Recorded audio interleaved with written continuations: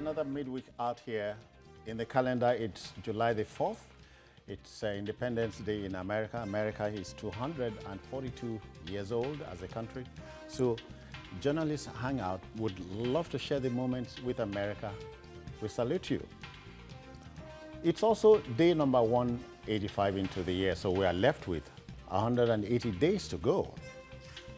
So that's it. But straight to business. I am Citizen Jones, and today on the program, gunmen kill 7 policemen in Abuja as Senate backs community policing, if you like state policing. Protesters storm National Assembly, call for Saraki and Dogara's resignation over the 2018 budget padding, and later on, court quashes indictment and 10-year ban on Dr. Fayemi. I'm hanging out with Afolabi Akinola. Afolabi, I greet you. Good evening. Thanks Welcome. so much. It's a pleasure. There's also Sam Ibemere. I greet you, Sam. A pleasure. Nice to be here. Good. The team is ready. I hope you are.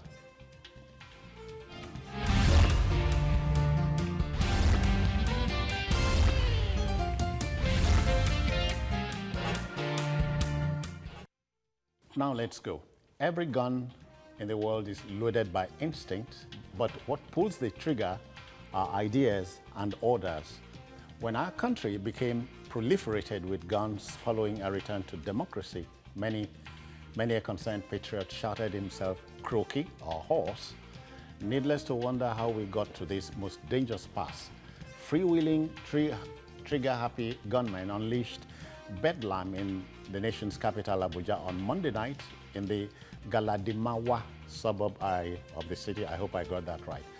In the process, no less than 7 policemen on a stop-and-search duty were gunned down by the gunmen. Many civilians were injured in the commotion. Meanwhile, a resuming National Assembly dubbed the country's security system a failed architecture while renewing the call for a state policing system. Afolabi, we've been there before. Yeah. So it's like turning over the wheel, you know, state policing. 2010. I think the last time I was on this platform, I raised this similar concern as far as the issue of state policing is concerned. Because the arrangement on ground as far as security is concerned in Nigeria, to me, is a failed one in the angle of, at least from the court of public opinion, you understand? So I feel strongly that state policing is needed at this level, and I believe in it. And one of the reasons why state policing is needed at this time is because this will be the first time where indigenization of, let me say, peculiar circumstances will be considered in recruitment. For you to take, for instance, my state in Osun State, for you to be a state police officer in Osun State, you must be an indigene of that state. No, say that again. You must be an indigene. How does it work out? It works out in the sense that one of the loopholes of the federal arrangement we have is that if you're a policeman, maybe you're a Yoruba, you're posted to Kano State, you are not likely to be familiar with the terrain of that environment. So the familiarization with the environment is one of the key reasons why state policing is very key. It's not because there are no police officers, but are they familiar with that environment? Because one of the essentials of intelligence gathering in security network is even the language. Yeah. The language is very key. But I could have been born in a part of Osun State to speak a language or... You see, monkey and gorilla may claim likeness. Okay. But monkey will be monkey, while gorilla. If you are from an environment, there are certain signs of nativity that is attached to an environment where somebody, was born. So in this situation, and again, I also strongly feel that as a police officer in my own state, and I'm from that state, the need to protect security of lives and property, because that state, there is a bond that inextricably that link my lineage with that environment. So the need to be sincere. You could have been still a member of the federal police posted to your state and from your state. Nothing is wrong with that. Nothing is wrong with that. If I'm from a federal, you are posted to my state, I'm not also going to work. I'm going to work with people coming from various states too. They are not posting people ordinarily who are from Osun State to Osun State. You can just be one out of millions. Sam, this is just an overview, but let's break it down. Let's go, as they say, to the brass tacks. You know, policing in this country has been through the eye needle, you know, the eye of a needle, come on, you know. What do I mean? The police, the other day I said on a different platform on this station, that policing in Nigeria, the police in Nigeria is being scapegoated because you are not equipping the police. So if you are going to have a state policing system still in this garb we have, we've done nothing. Equip the police. That's what I'm saying. The present police can do the work. If you equip it, face it squarely. There is a temptation to buy into that argument. If I have to argue from that perspective, that would be to assume that I do not support that the Constitution be tweaked in such a way that we could have, you know, state policing or community, you know, community policing. I want to run with the argument that has been canvassed earlier. I do not think that the issue with our failed policing system has to do with funding, has to do with equipment. I think, and this is my very honest view, that there are structural issues to be addressed. There has been this temptation to say, no, we are not ripe. Let's just do what is needful, fund them, equip them, you know, grow the numbers. For now, we are told the Nigerian police force is made up of about 370,000, out of which officers and men. Yeah, and all that. Of course, compared to a population of 195 million, that is like, you know, a drop in the ocean. So I think that there are structural issues, and that the matter of dealing with inefficiencies within our policing system doesn't have much to do with funding. Those structural issues are what my brother here have tried to highlight, which is that if you have a situation where the helmsmen of these states themselves are saying, look, we can't act, we're helpless, we can't give instructions, we can't even deal with these issues where we have, you know, commissioners in our states, we have to look up to the center. So if these helmsmen are complaining, who are we to begin to Sam, we are all media people here. Yes. It's not a question of me throwing the thing down as a bait and you buying it or not buying it or winning the logic. But I'm saying, I take you back to Afolabi will remember this. Yes. Alozie Ogugbuaja, yes, journalist turned policeman, yes, I remember, said before Justice Akombi, if you equip the Nigeria police, coups will be things of the past, okay? Yeah. They have time to plot coups because they indulge in pepper souping and all that stuff. So equipping the police over time have been the problem. Sam Afolabi, is it the place of the military to see to the internal security of the country? Start from there. Not the military. It is the police. I agree completely with you. But the military has taken over. What does it tell you? What it tells me is that, borrowing the word of, borrowing what the National Assembly people have said, we have failed security architecture. That is the truth. In terms of numbers, we're not anywhere close. We heard there are plans to increase the number of policemen to about 650,000. But where are we? But I think so let me land. 6,000. So these are fundamentals that we have to deal with. It's not about getting into a debate and trying to win the debate. We'll come back to state policing. No, address what I'm saying, because as you sit here, I know Afolabi believes this and knows this. Yes. The Senate president does not have military men guarding him. Absolutely it is policemen. True. Absolutely true. So no less than 5 to 10 to him, the vice Senate president, the speaker would have, and almost every one of them. Yes. So who does the policing?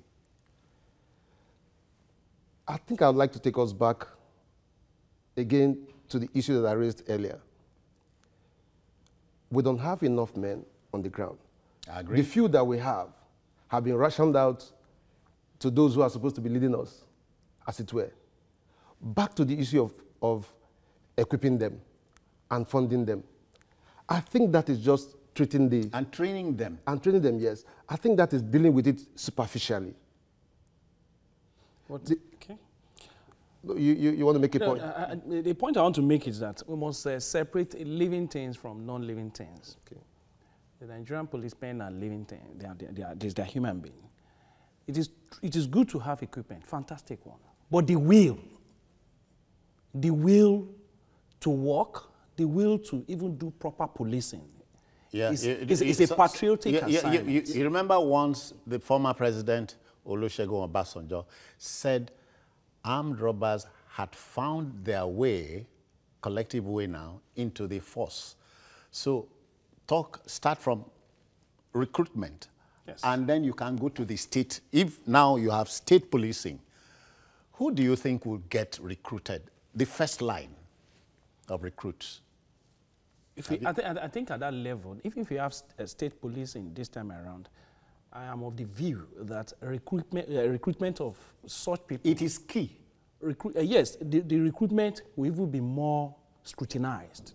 And I have every... Because there are credentials that is traceable, that could be used in such an arrangement.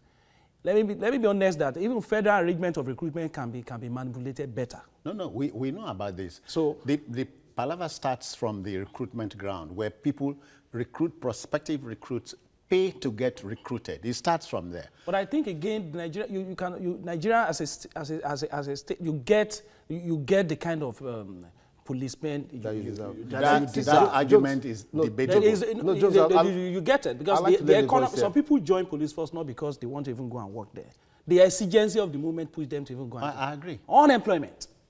You know, if you say an American police, you know that it's purpose built to be a police person. Three basic necessities of life has been addressed. But don't sell the impression. I'm not selling that impression. No, Afolabi and Sam, don't sell the impression that the Nigeria police had always been like this. We used to have the glory days of the police. You say that. Criminality is more sophisticated. No, yeah, a lot of things. I mean, now it's more sophisticated. Generally, there's this argument that society has decayed over time. Of course, the police is no exception. The terrain then. Yes, but back to the question you asked earlier, which is, if we devolve the activity of policing, to the state. To the state, yeah. What are the guarantees that we are likely to get people who are going to be a bit more committed? We are going to have more efficiency in the system and all that. Professional. Yeah, and I think my answer to that would be that this is about processes. It's about processes, and I think we have a model that we can look at. We have the Nigeria Judicial Commission, is it National Nigeria Judicial Commission? National Judicial Commission. That is responsible for whatever that is going on within our judicial system. That arm of government is beginning to find its voice. There are arguments that model could be adopted to restructure the Nigerian police at the state level, at the community level. What we have at the moment is the Police Service Commission, responsible for all this, for all this recruitment, selection, and the rest of them. The argument is that if you have the NJC model and apply it honestly, that we're going to have some semblance of sanity within our policing system. So the fear that if you have this new structure and that it will be hijacked by the governors and the rest of them who are going to be operating at the state level. You don't believe that? You don't share that sentiment? No, I don't want to run away from the challenges. Okay. You call it problems. I don't want to run away from challenges. I think we should confront these problems or these challenges that face us as a people and deal with them by installing processes, tomorrow decent you now processes. Say the law is passed. Yes. State policing is now law. Yes. And so you start from the process of recruitment. Yes. The first line of recruits obviously you know will be compromised. Right, wrong. No. That's because these fears will be there. Excuse me. These fears will be there. But I've talked about processes. Now, again, I want to take us back to the arguments that have been canvassed, which is that if you have this model that I've talked about, you're going to have stakeholders. So it's not going to be about the governor or his commissioners influencing whatever happens. You have civil society, you have all stakeholders who are going to be key to this recruitment. So if you have if you build a stakeholder mentality, it's going to be difficult for just one person or a group of persons to influence this recruitment or selection of policemen. Let me say, you have provoked the first caller here. Michael is calling us from Ekiti State. I greet you, Michael. Good evening. Welcome. Evening to everybody in the studio. Good Let's evening. go. Yeah. I just want to discuss on the issue of this state policing. Hello? Yes. You are on, sir. Are you with me? Yes. Austin? Yeah.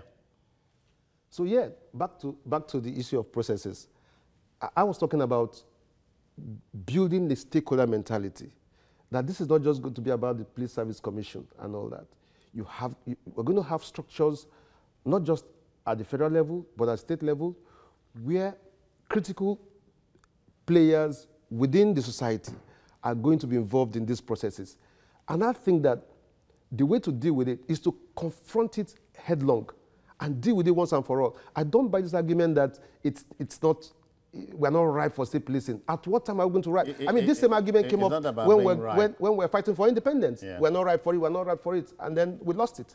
I think what we should even be... Sorry, let me, I hear Kabir has joined us from Jos, Plateau State. Kabir, good evening, welcome. Good evening, sir. Yes, sir. I'm calling from Jos. Let's go. State. Hello. Yeah, you are on, let's go.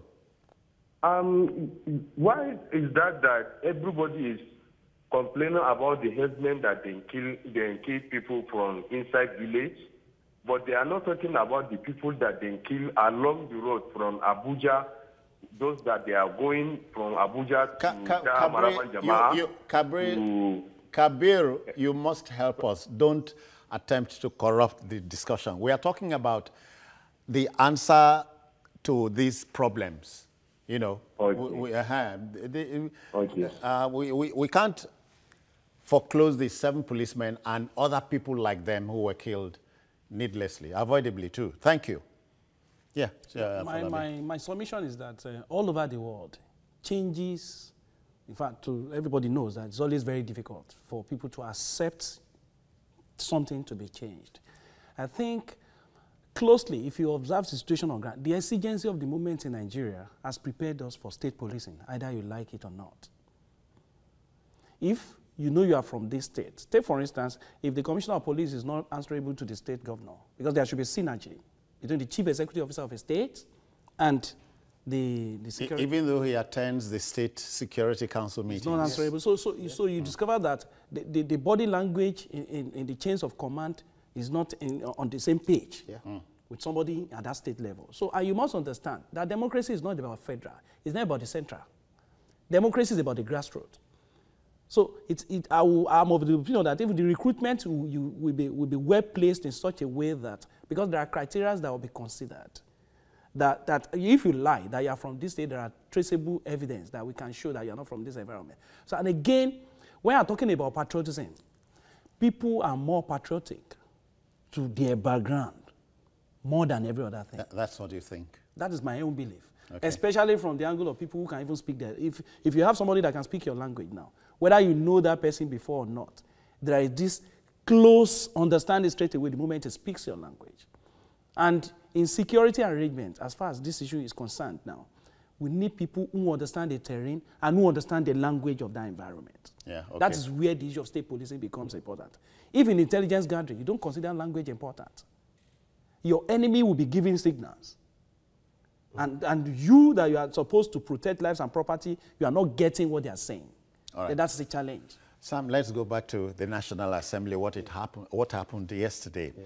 Whereas some lawmakers at the National Assembly insist that the Fulani herdsmen were the offending party in these killings, Chairman, House of Reps Committee on Federal Character, Honorable Idris Wase, insists that the killings are orchestrated by politicians and powerful people. And he adds this: I say this at the risk of losing my life. That's one clue. I mean, if it's been argued that politicians are the ones assuming, orchestrating the killings, what is the government doing about it? Those are the questions. And it's not just about the lawmaker who spoke. We've also had voices of similar stance from the presidency. So why is nothing being done? If you know there are politicians who are involved in these killings, I mean, all the means of question are at your disposal. So why don't you deploy them? You have the DSS, you have the police, you've set up all manner of intervention agencies. So deal with it. But I think that as a people, we must be honest and we must be sincere to ourselves. We should not and must not play politics with lives. These killings question our humanity. It says, it diminishes us as a people, and it also diminishes us as a country. And I ask myself, how does the world view Nigeria? You see, what we have on our hands is a descent, at the risk of sounding alarmist, it's a descent into anarchy. People are being killed every day. It's so difficult to get the figures, but I use this Hangout as a basis. In the last 6 months or thereabout, you go do a survey. More than 60% of the time that we come here to sit down and talk and deliberate, we're talking about lives being wasted. It's a clear signal. Especially in peacetime. Yes. It's a clear, in fact, there is a stat, I stumbled on, saying that the number of persons that have been killed in this country in 6 months, about a little over 1,800, is double what, I think it was Britain, maybe when they were prosecuting a war, double it in a war situation. So we have a terrible case on our hand, and people are talking politics. It's unacceptable. And I think again, I'm just thinking what the late Chairman Mao, if you know the one I'm talking about, what he meant when he said, let me quote him, political power grows out of the barrel of a gun. Yes. Does it make sense here? If I relate it to what I credited the lawmaker at the House of Assembly. The issue is that you can claim life, but legitimately. Lives can be claimed, but legitimately. But when you you put trigger against innocent Nigerians, this it defines Nigeria from the Committee of Nations as people who do not believe in the sanctity of human lives and properties. In advanced countries, you can't even kill animals, unauthorized animals. So human lives and that of animals in Nigeria are being equated to be at equilibrium. And this is sad. It is. Okay. How do we take it home now? We must find solutions, very sincere solutions. Should we or must we tinker with the exclusive legislative list, that puts all the powers of managing the police in the hands of the federal government? I think we should. I believe that we should. And I don't think that our approach to managing challenges is to run away from them. We should confront them wholesome and deal with them.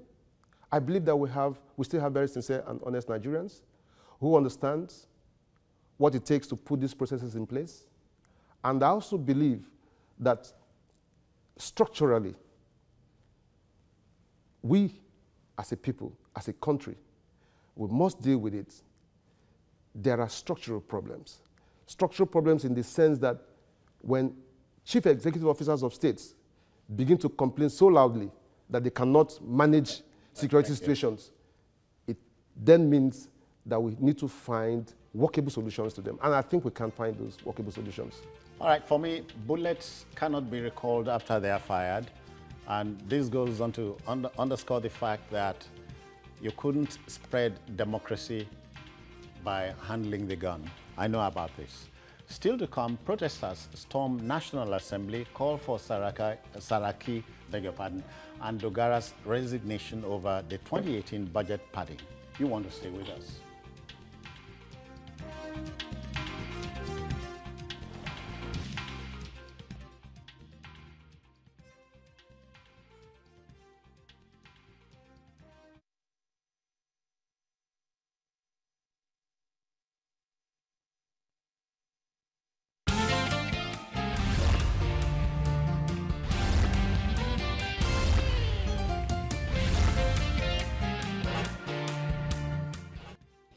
Okay, let's keep it going. About a year ago, over 100 government supporters in Venezuela burst into the opposition-controlled National Assembly there, beating up many lawmakers in that country.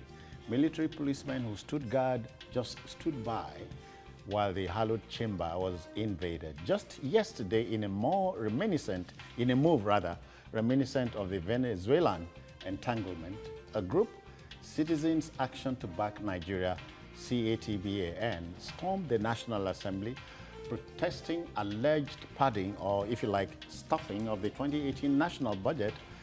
Led by Comrade Ibrahim Garba, the group, made largely of women and youths, cordoned off the main entrance to the assembly complex, asking, amongst other things, the immediate resignation of Senate President Dr. Bukola Saraki and Speaker of the House of Reps, Yakubu Dogara, more like the infamous Night of the Long Knives in Germany. Afolabi. This is a very interesting episode of Nigerian politics. Yeah. But what I'm wondering about... You didn't see this coming? At least I envisaged. But I'm wondering why we can't have a fantastic legislator that could even sponsor a bill, criminalizing padding. Can't you criminalize it? Who does the padding? At least all of the National Assembly can't we sponsor? I understand. Can't we sponsor a bill that will criminalize padding? Okay. At least let me give you because it's a clear argument. Let me give you back the question. You first have to define what padding is. So what's padding or stuffing? They are both speaking the same. The issue is that whatever cannot be clearly engaged in as far as argument is concerned, because take for instance, you pass a budget across to people to debate on. There is an element of debate in the budget that, okay, you want to spend this amount of money on so, why and where and what and all those things must be answered. But in the case of padding, nobody debates on padding. It's more or less an injection after every other thing must have been arranged to satisfy certain, constituency projects. If it is not polemics or semantics, as some would prefer, are we saying that the extra things Mr. President pointed out before signing the budget should not make any meaning to you here? I think I do not believe that good ideas is the exclusive privilege of the presidency. There are ideas that can also come from National Assembly and all that. In the area of budgeting? In the area of ideas. You can even suggest, they can make suggestions ahead. But there are two different things. Making suggestions and actually usurping some functions. Which is where the issue is. You have the Minister of National Budget and National Planning. So he has an office, he has a retinue of staff. They do everything about. National Assembly is to oversight. Sam, am I wrong? That's the issue. Maybe the debate should leave this table. What role should the National Assembly play? You talked about oversight. Absolutely true. But when it comes to the issue of budgeting and all that, we know what the law says. I don't know. You are that the executive should initiate A budget, a national budget. A national budget. Yeah. Which will then Come be to debated. Upon.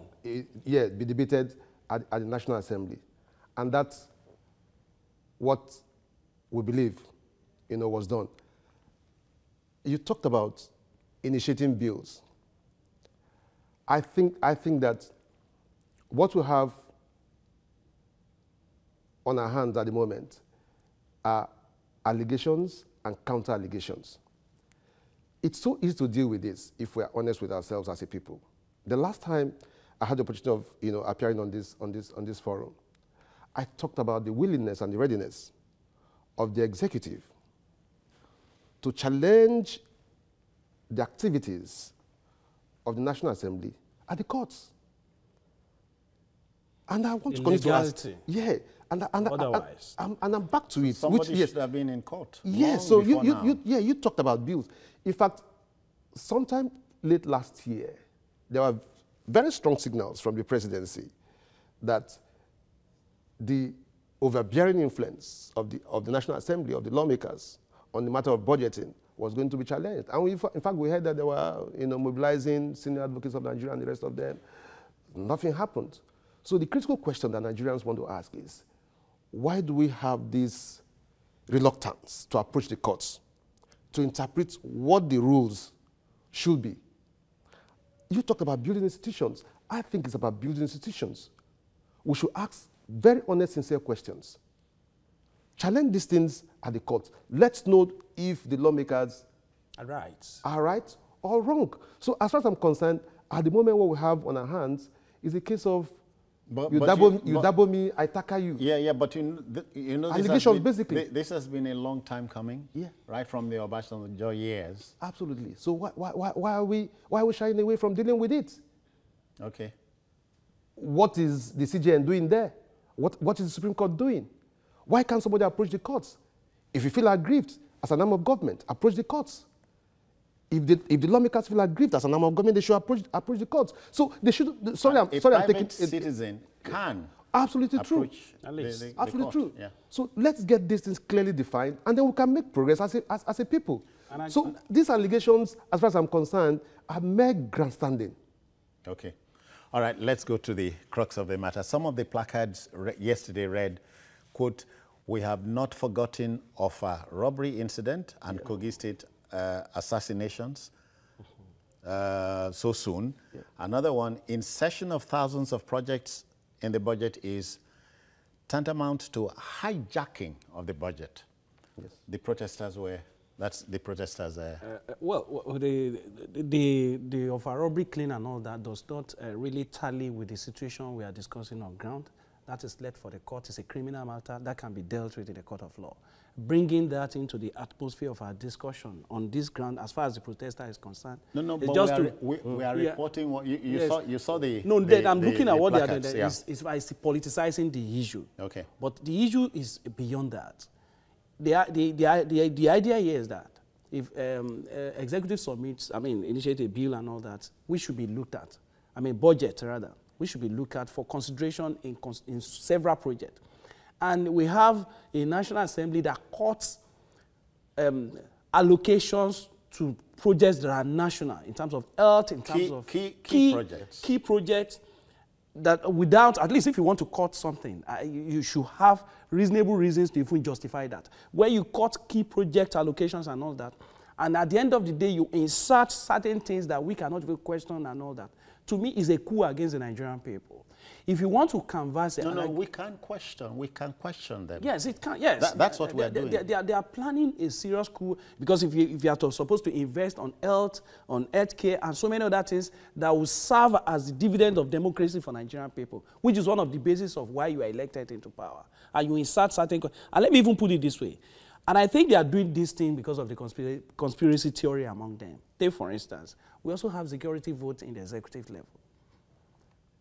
So if you have security vote as an executive arm of government, we should also have something called the Constituency. And now you are playing, your role is to oversight. Then who do oversight functions for your own constituency project? You're talking about the executive here? I'm talking, no. Constituency project belongs to the The lawmakers, yeah. the Oh, lawmakers. I thought you were trying to It belongs to the lawmakers. Is it in the Constitution? It is not even there. So if your constituency project that you are even that the padding, so to speak, is tailored along, cannot even be questioned. You can't even cite anything.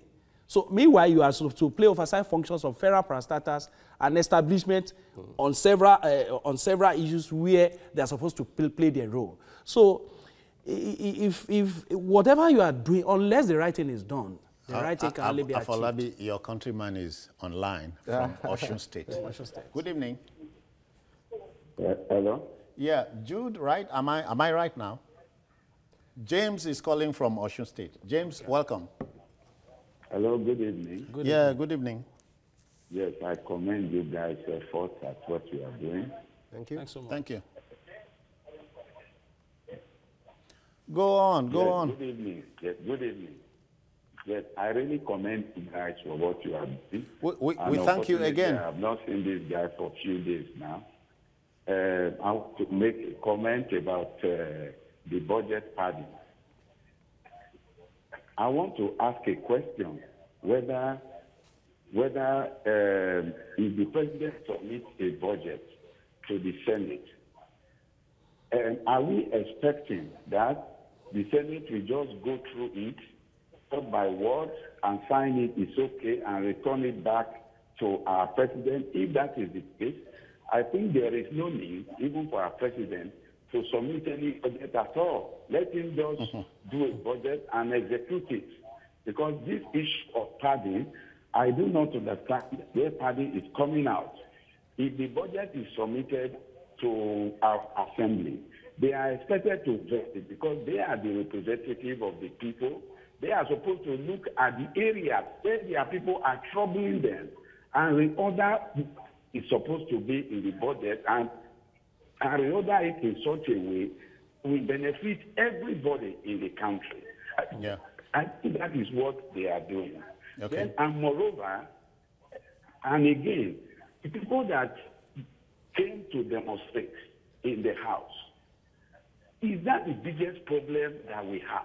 People are being killed every day. The president hears that people are being... All right, thank you, James. You are trying to rub it in. I think that what makes the 2018 budget a bit controversial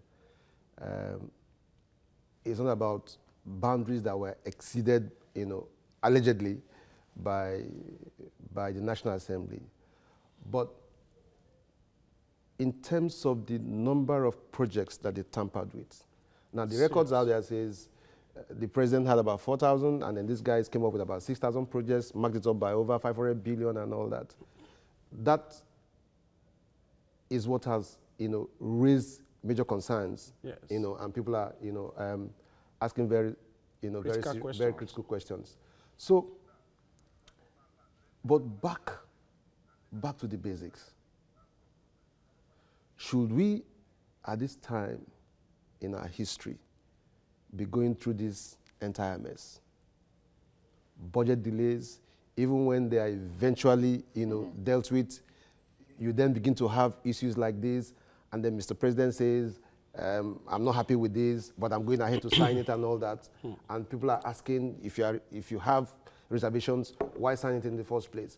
And I say that it's still the weaknesses, it still has to do with the weaknesses within our structures. Yes. And questions should be asked.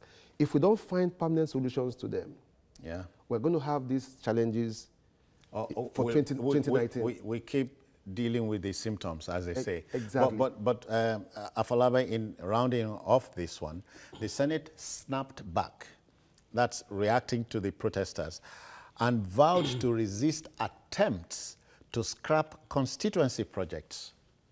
That is, I will be the last person to be surprised. The Senate has to do that because the genuineness of the constituency project, as far as dividend of democracy is concerned, even if we conduct a survey, how many of Nigerian citizens can actually say that this is what a constituency project has done in the environment. Or have they seen any? At least, In fact, let's conduct a survey to you have understand. a lot of abandoned projects all over the place. I believe, that's what the report said. I believe, in fact, the struggle should be that of Nigerians, that we should be the ones saying constituency projects should be retained.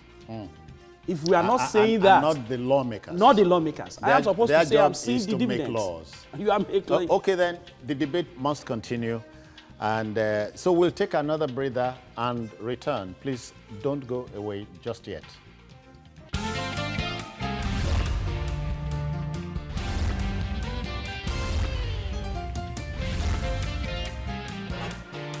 Right now to our last subject matter. Former American House Speaker Newt Gingrich, he said, let me quote him, "Perseverance is the hard work you do after you get tired of doing the hard work you already did." I hope it makes sense to you.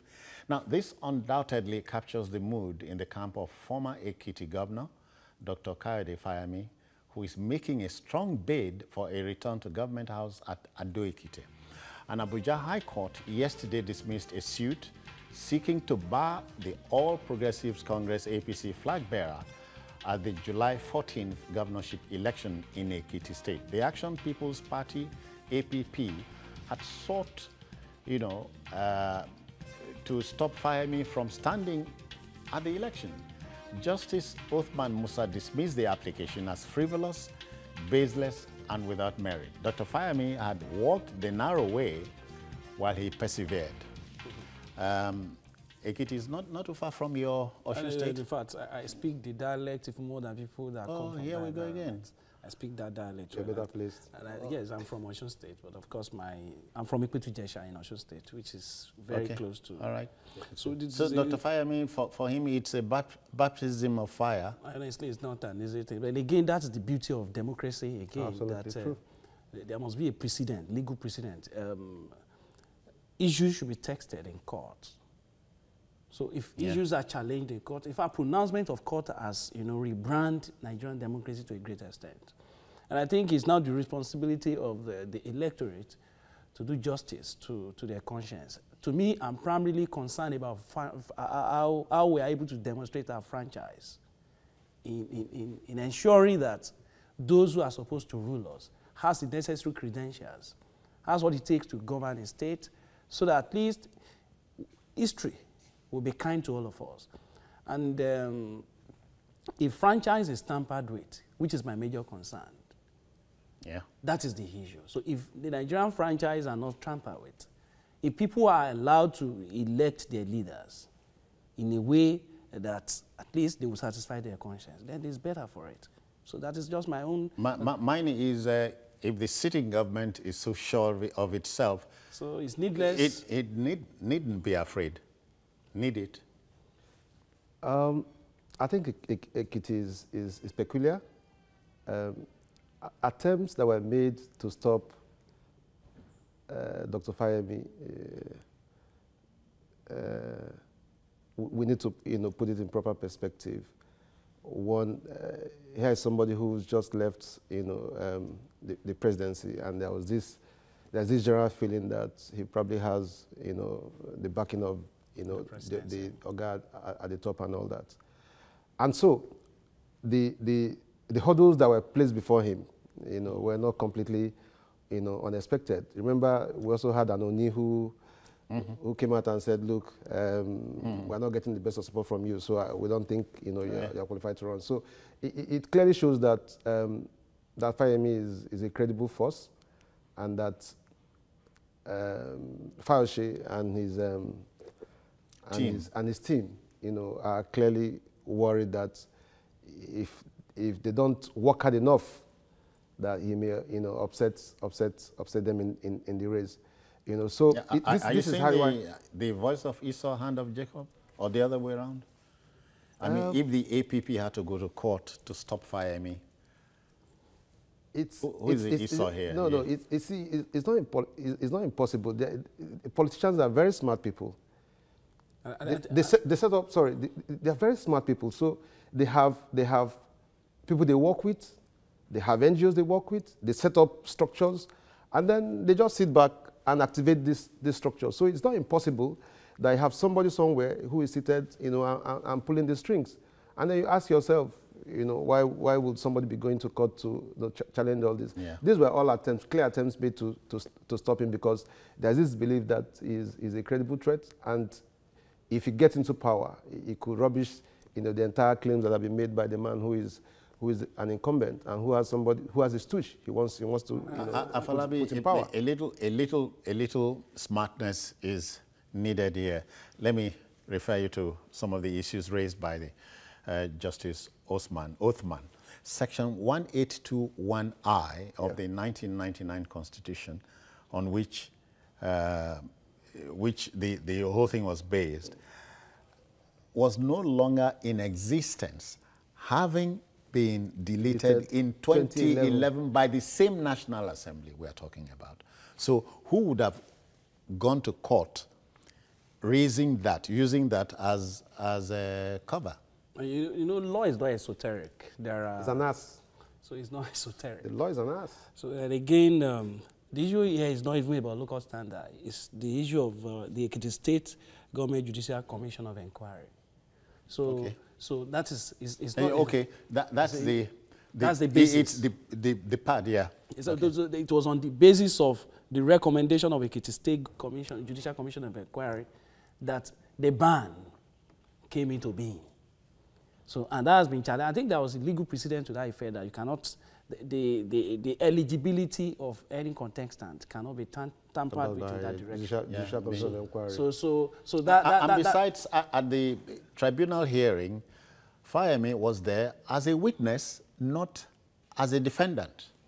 Yeah, that's why the judge said that he didn't get, you know, fair hearing and all that. So that was raised, and in any judicial process, the ability to be, the need to be heard is very important. It's key. So at least justice will be served. But I think by and large, a stage has been set. My own message again, and which is very clear, is this: that as against stomach infrastructure, I'm looking at the judicial pronouncement from the angle of mental infrastructure, that issues should be based on mental capacity to address situations. So I think people should open their eyes clearly and vote to defend their conscience. Because Ekiti State is known as fountain of knowledge. That's the only state in the history of Nigeria with so many professors. And I expect certain level of... We'll borrow them some. Yes, I expect certain level of scholarly credentials to prevail in terms of choice. Yeah. So if anything short of that, it's very anti-clockwise Maybe the saturation is one of its Achilles' heel, Sam. Yes. Too many knowledgeable people. Well, yes. Maybe not. In the case of Ekiti, you know, they claim that they have very brilliant people, intellectuals, academics, and the rest of them, you know. Yes, but you have a situation where one man had over time, you know, seemed to have, you know, dealt with this so-called claims. But I think that for Ekiti, what is going to determine outcomes will depend on the impact that leadership, the impact of governance on the people. I believe that for too long, our politicians have taken the citizens for a ride, believing that by dropping 1 naira or by dropping a bag of rice, that will sway the votes. But I don't want to ride with that argument. I think that over time, our people are getting more discerning, more politically, you know, conscious. You think they really are? I think that, I mean, we're not stagnating. People are asking questions. I asked this is the social media age. I know a particular senator up there, up country, who distributed transistor radios as dividends and so on. Makes sense to you? Yes. At least closeness to information. At least once you have that, not just that. Power. We also heard about wheelbarrows and the rest of them. But you see, for me, the question is, for how long will they continue to deceive the people? I don't want us to assume that our people are not getting smarter by the day. I don't want us to assume that. But I think common sense in most cases becomes questionable when there is hunger. okay. And there's hunger. Hunger and fasting are not the same. Is it induced? People are also getting more enlightened. Is the hunger induced? Is that what you're trying to tell me? Yes. Is it induced, deliberate? You see, well, yes, you are correct, because when I'm asking, I'm not correct. I'm asking. If you make people to be weak economically, okay, the ability to exercise defense, when you don't create enabling environment for them to excel, ability to exercise defense and vote according to their conscience become very difficult. Stomach infrastructure can be created deliberately. So, but I want to say clearly that choice becomes very easy when you are well fed. Remember, in the history of this country, a war, like even the civil, I don't want to go to that because it will be emotional. Yeah. If you are fighting somebody and you close all sense of food, you win such a war against the will of that person. If you have made people to be poor by your own actions, so that when it comes to election, they will be at your mercy. It's possible that way. So I think 3 basic necessities of life, that is why we have a difference between our country and our advanced nations. If people are well felt, ability to maintain integrity becomes easier. Every human being alive has a price. Remember, even scripturally, somebody sold his birthright because of hunger. Principle is good, but you cannot be principled in the face of hunger. Was that biblical hunger induced? Sam, in taking this home, we're looking at 2019 and the sophistry, supposed sophistry, to quote you now, of the electors. Are you convinced about that? Ekiti is just about a week or so from here. I'm convinced. I don't want to buy into the very popular narrative that because of our poverty level, that the citizens have been so weakened psychologically, mentally, not to be able to decipher what is good from what is bad in terms of quality of governance. Critical questions have been asked. I come from a village. I live with the people. I have a mom who is not very literate, but who has become very politically conscious. She has access to radio, she has access to television. What you mean, if you permit this, what you mean is, if there's an election tomorrow, your mom would not be tempted to take a cup of Gary or something? Because he's taking care of the woman. To vote. Because I'm convinced Uncle Sam is taking care of that woman. I'm using your mom as a metaphor. Yes, I'm going to respond to that. She would not, and you know why? And that is informed by experience. We had elections 4 years ago, we had elections 8 years ago, and she can feel the impact of governance. I come from Imo State, and I don't want to begin to mention names here. On their own, people are asking, what did we benefit from this government? And so it's not just at the state level, even at the national level. Everyone is privy to the security challenges that we have had. Yes. Of course, that's not to say that one has issues with the ruling party and all that. But these things are clearly visible. We also have young men who are beginning to get into very serious conversations. Yes. 8-year-old, 9-year-old have access to digital news. I have kids at home. 8 years old, 9 years old, they have access to news. They watch news. They ask very relevant questions. So yes, we may have these issues bordering around poverty and how it's impacting on our people, but I do know, I'm convinced, even though we have issues with metrics and all that, I do believe that our people are getting more politically conscious. If it doesn't happen in 2019, it's going to happen the next 4 years. Or someday. Or someday, yes. Very true. Afolabi, let's bury it as we coast home. Fayemi goes to the polls July 14 with other candidates. And you've heard things like when he came first time, he was too elitist for the people there. You see a born-again Fayemi going to the polls? The terrain for the previous election and the terrain for this election coming up is a clearly different one. But last week I was privileged to review a book titled Youth Decides in Osun State.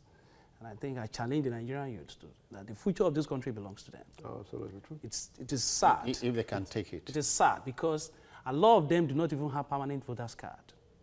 It is not enough to be a citizen. What is important for you is to have the arsenal of demonstrating franchise. So I pray to God and I wish Ekiti people well.